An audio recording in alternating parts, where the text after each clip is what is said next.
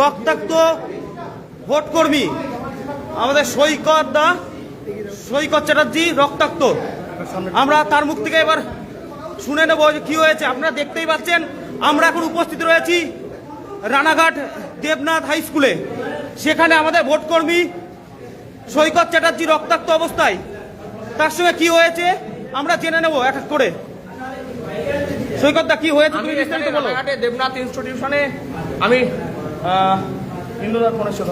আমি ট্রেনিং করতে এসেছি। ট্রেনিং শুরুর আগেই এখানে সাদা পর্দায় মমতা ব্যানার্জির অ্যাড দেখাচ্ছে দীঘার মন্দির নিয়ে। আমি অবজেকশন করেছি, আরো আমার অনেক দাদারা ছিলেন, এই যে এই দাদাও অবজেকশন করেছে, আরো অনেক দাদা এখানে ছিলেন তারা অবজেকশন করেছে। আমরা বলেছি যে এটা নির্বাচনী বিধিভঙ্গ হচ্ছে। আমি আই কার্ড দেখতে চেয়েছি, এটাই আমার অপরাধ। বিডিও অফিসের বিডিওর সামনে একজন কর্মচারী আমার কানে কানে এসে বলে গেল, তুই বাইরে বেরোলে না, বেশি বেশি করিস না, মার্ডার হয়ে যাবি। তোর কিন্তু মার্ডার হওয়ার সময় হয়ে গেছে।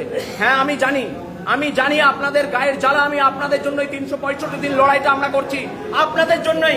এই বিডিও অফিসের কর্মচারীদের জন্য আমি 11 দিন অনশন করেছিলাম, তাই আজকে আমাকে রক্তাক্ত করা হলো।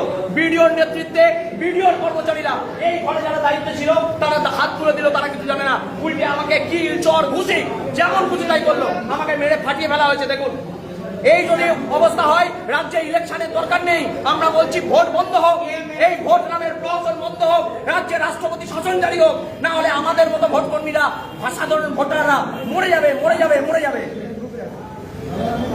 আপনারা দেখতেই পাচ্ছেন যে আমাদের এই সৈকতদা আজ রক্তাক্ত।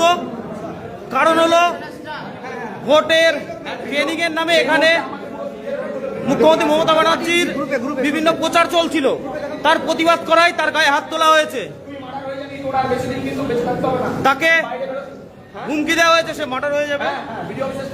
আমার অপরাধ, আমি আই কার্ড দেখতে চেয়েছি। আমি বলেছি আপনাদের জন্য আমি 11 দিন অনশন করেছিলাম।